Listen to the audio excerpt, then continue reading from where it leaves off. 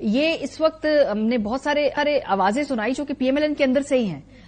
نون league کی جو negotiation ہے اس پورے حوالے سے، پنجاب مریم بی بی کو مل گیا، وہ نواز شریف صاحب کی ایک اس حوالے سے بظاہر ایک یہاں پہ انہوں نے اپنی جو باتیں ہیں اپنی شرائط منوا لی، لیکن اوور آل یہ جو حکومت کا خاکہ ہے، حکومت کی شکل ہے، اس میں پی ایم ایل این کو لانگ ٹرم گھاٹا ہے یا وہ کارنر ہوئے ہیں، ان کی مجبوری ہے، یہ گورنمنٹ بنانی ہی بنانی ہے، کوئی اور چارہ نہیں ہے؟ جی رانا صاحب.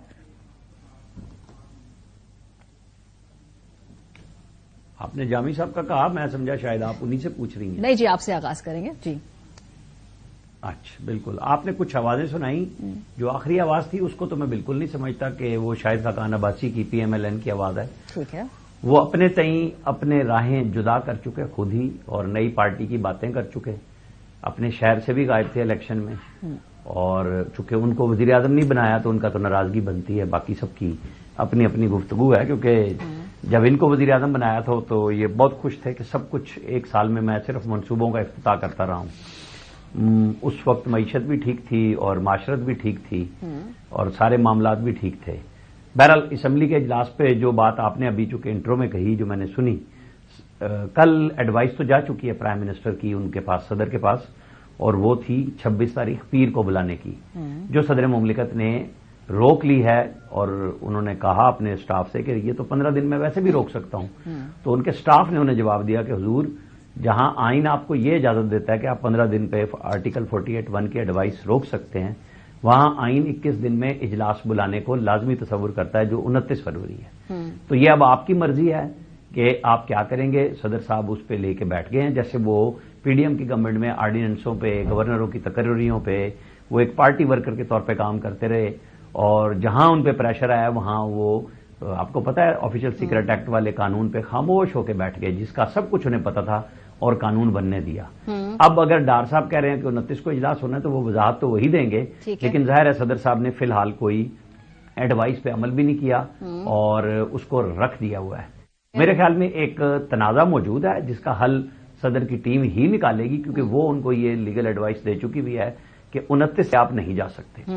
وہ گورنروں کی تقرریوں میں بھی کر چکے ہوئے ہیں، بلکہ ایک دفعہ تو جو قانون تھا ایک بننا تھا، اس پہ جو ان کے پاس تھی کہ زیادہ سے زیادہ آپ 10 دن دوبارہ رکھ سکتے ہیں جب دوبارہ آئے، تو اس پہ بھی وہ انکار کر رہے تھے. تو انہیں بتایا گیا کہ آپ انکار بھی کر دیں تو آئین آپ کو پابند کرتا ہے کہ اب یہ 10ویں دن قانون بن جائے گا. ٹھیک ہے، تو ضد ہونا، گفتگو ہونا، پارٹی کی لائلٹی ہونا اور بات ہے. اس پہ تو نقطہ آ گیا. سر میں دوسری جو بات کر رہی ہوں کہ سر یہ کن شرائط پہ گورنمنٹ ہے کہ پی ایم ایل این جو ہے نا، پیپلز پارٹی ان کے ساتھ اقتدار میں شراکت کرنے کو تیار ہے، تمام آئینی اپنی جو بھی شرائط ہے وہ منوا رہے ہیں، پارٹی کے اندر چلے شاہد خاقان صاحب کو آپ سائڈ پہ کر دیجئے، رانا ثناء اللہ، جاوید لطیف، خواجہ سعد رفیق صاحب، یہ تو اس وقت بڑے ہی متحرک لوگ ہیں نا.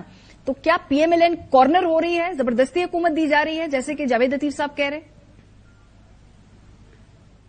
ان تینوں میں سے بول تو جاوید لطیف صاحب رہے ہیں اس پہ، رانا ثناء اللہ صاحب اور بات کر رہے ہیں، سعد رفیق نے شکست تسلیم کی اور اپنی گفتگو کو آگے بڑھا کے لے کے جا رہے ہیں. لیکن جو بات آپ کر رہی ہیں، ظاہر ہے یہ شہباز شریف نے جواب دینا ہے اس بات کا کہ کیا ان کے اوپر زبردستی وزارت عظمیٰ آئی ہے، یا وہ زبردستی لینے گئے ہیں، یا وہ سمجھتے ہیں کہ 16 مہینے میں جو کچھ پی ایم ایل این کا سیاسی طور پہ نقصان ہوا اس کا وہ ازالہ اس گورنمنٹ میں کر سکیں گے، جس میں پیپلز پارٹی کہہ رہی ہے کہ آپ اپنی کابینہ مرضی سے تشکیل دیجیے، ہم حمایت جاری رکھیں گے. اور حمایت کبھی بھی کسی شرط کے بغیر نہیں ہوتی، چاہے وہ ویزیبل ہے یا نہیں ہے. لیکن صدارت آپ دے رہے ہیں، اسپیکر چیئرمین سینٹ آپ دے رہے ہیں، اور بہت ساری چیزیں ہیں جو ابھی وقت کے ساتھ آئیں گی اور آگے سے کابینہ میں بھی یہ لوگ آ جائیں گے. اچھا، لیکن انہوں نے وہ رکھا ہے کیونکہ ان کو تو سندھ میں فرق نہیں پڑا کہ وہ حکومت میں تھے یا نہیں تھے، کیونکہ پیپلز پارٹی کے مقابلے میں نون اور پی ٹی آئی دونوں نے وہاں اندرون سندھ میں کام نہیں کیا اور پیپلز پارٹی کو ایج حاصل رہا، ہر دور میں رہا اور آج بھی ان کا،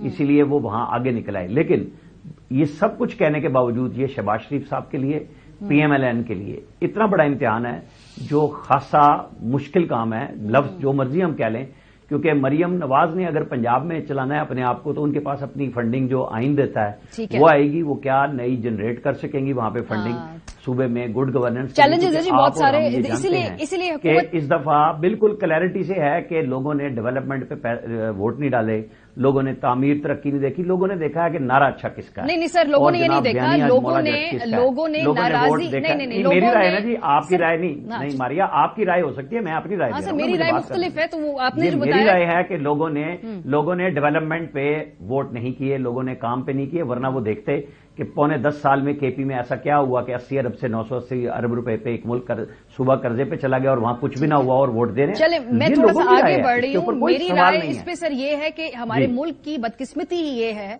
कि हमारे इलेक्शन के अंदर इश्यूज के ऊपर फ्रेमिंग हुई नहीं बात। इस वक्त सिर्फ एक सिंपल मामला था, क्या जो पुरानी 2-2.5 साल की पॉलिसीज हैं उससे बेजारी है तो उसकी बेसिस पे इलेक्शन हुआ है, उसके बेसिस पे वोट दिया, इश्यूज पे बात नहीं हुई, और इस पाकिस्तान के जमहूरी निजाम की ये बदकिस्मती है। जामी साहब, मैं आपकी तरफ बढ़ूंगी आगे।